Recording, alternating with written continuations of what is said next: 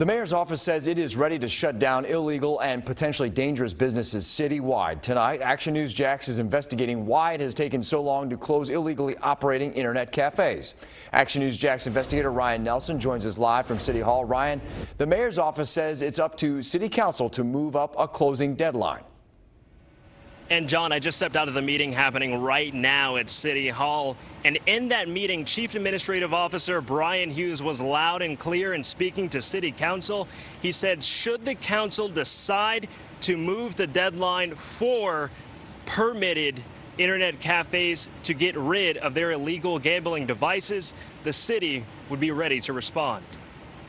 A security guard shot and killed Monday morning at the High Score Arcade in Paxson, and a veteran who lost his life trying to save others at the Dream Arcade in May. Stories neighbors say they're tired of hearing. Innocent people, a security guard. He was trying to make a decent living. 12 unpermitted internet cafes have already been shut down by the city. Cafes with permits have until February 1st to get rid of illegal gambling machines or face tough penalties.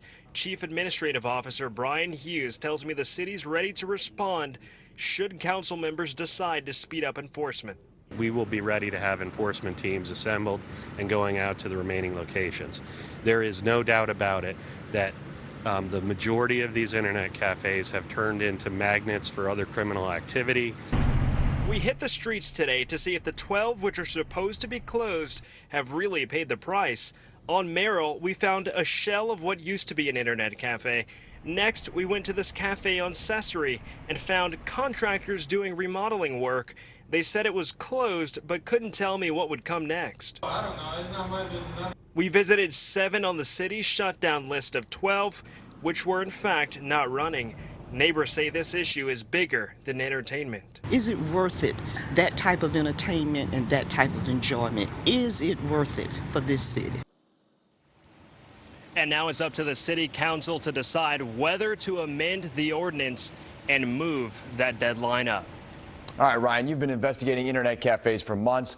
As we've mentioned before, there are two kinds of internet cafes, the permitted kind and the unpermitted, but both could close here. And John, these permits are called certificates of use. They essentially give a business just legal permission to operate. Now, the city has already shut down 12 which did not have the permits, and those which do have the permits, according to the most recent legislation, have until February 1st to get rid of the illegal gambling devices. It's kind of like a driver's license. Now, if you don't have one, you're not supposed to be driving, but even if you do have one, that doesn't mean that you're not doing something wrong. Reporting downtown, Ryan Nelson, CBS 47, Fox 30, Action News Jax.